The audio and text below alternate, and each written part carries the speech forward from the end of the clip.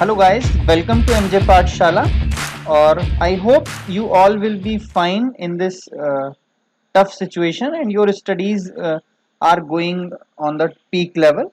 So in this video हम लोग आज बात करेंगे intersection of asymptotes with j omega that is imaginary axis, right?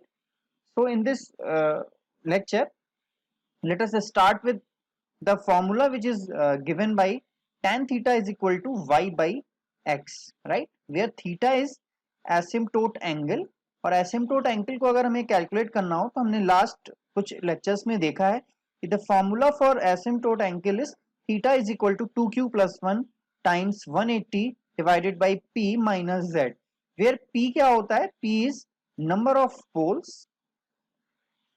And z is number of zeros, right. और जहां पे q क्या है, q एक वेरिएबल है, उसकी वैल्यू क्या हो सकती है, 0 1 2 and so on, right. In the same way x क्या है, x is the intersection which is distance of centroid on x axis, right? So in order to find out the centroid we have a formula that is summation real part of open loop zeros minus real part of open loop zeros divided by p minus Z, right. तो अगर हमें centroid calculate करना है तो हम क्या करेंगे, real part निकालेंगे अपने ओपन लूप पोल्स का। तो हमें ओपन लूप ट्रांसफर फंक्शन दिया रहता है that is GSHS is equal to something, right.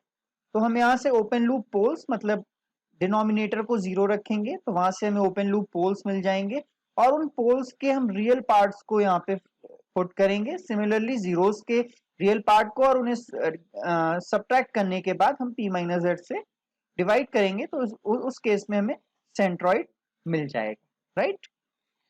तो आइए इसको एक एग्जांपल के हेल्प से समझते हैं। तो in the last lecture I had taken a example as GSHS is equal to K upon S plus 2 and S plus 4, right? तो हमने यहाँ पे देखा कि इसके नंबर ऑफ पोल्स कितने हो जाएंगे, number of poles are 3, right. और वो पोल्स क्या हैं, S is equal to 0, S is equal to minus 2 and S is equal to minus 4, right?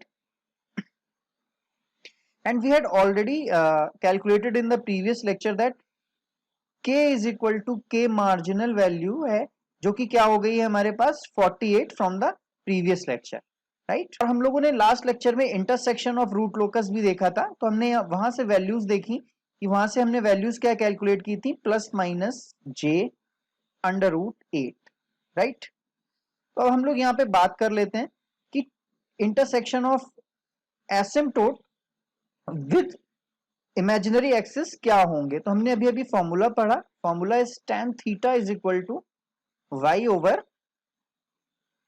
x, right.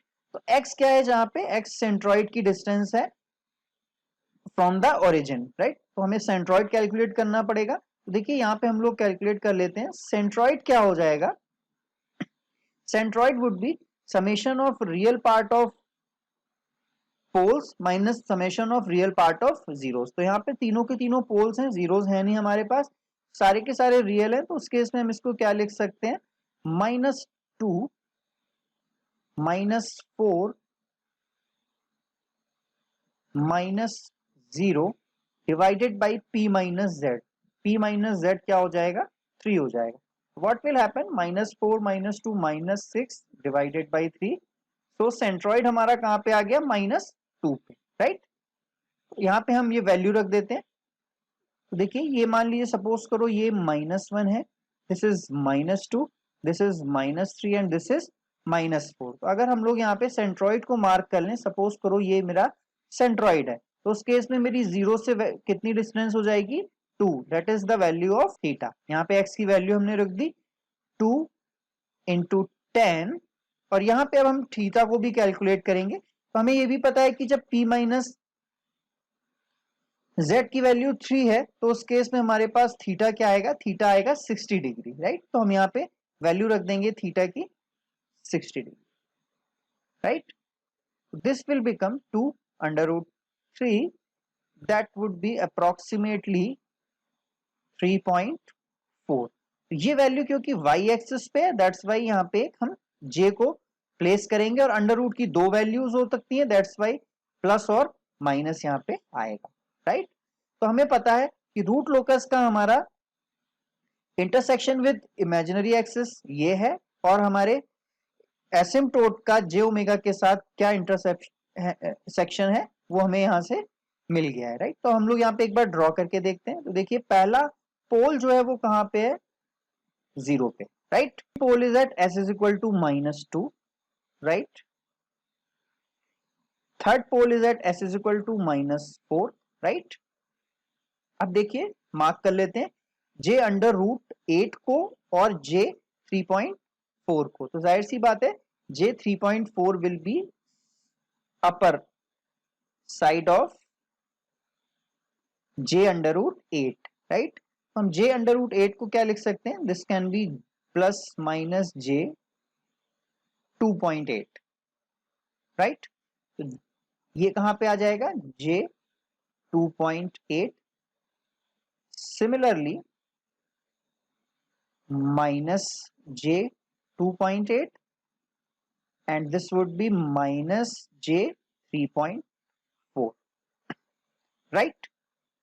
अब यहां पे देखते हैं कि कौन सा पार्ट रूट लोकस पे होगा। तो देखिए इस बीच वाले सेक्शन की बात करते हैं हम लोग।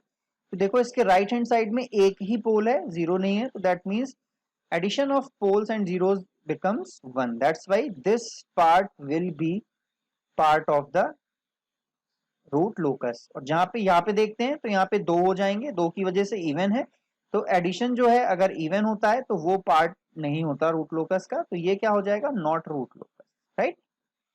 तो अब देखिए ये दो एडजेसेंटली प्लेस्ड पोल्स हैं, तो इनके बीच में एक मेरा ब्रेक अवे पॉइंट भी होगा, राइट। तो अब एक बार हम लोग ड्रॉ कर लेते हैं सेंट्रॉइड को। तो हमने देखा सेंट्रॉइड का जो एंगल हमने कैलकुलेट किया वो 60 डिग्री है, और सेंट्रॉइड कहां पे है, जो हमने एसिम्प्टोट का एंगल कैलकुलेट किया वो 60 डिग्री है, और एसिम्प्टोट एंगल किसका होता है, सेंट्रॉइड पे बनता है, राइट। तो सेंट्रॉइड कहां पे है मेरा, -2 पे है, इस पॉइंट पे, राइट। तो अब यहां से हम एसिम्प्टोट को ड्रॉ करेंगे। एसिम्प्टोट ऐसे ड्रॉ होगा कि उसका इंटरसेक्शन वाई एक्सिस के साथ कितना जाएगा, दैट वुड बी 3.4। हमें कैसे ड्रॉ करना होगा ये, we will draw this something like this, right. Similarly in downward direction.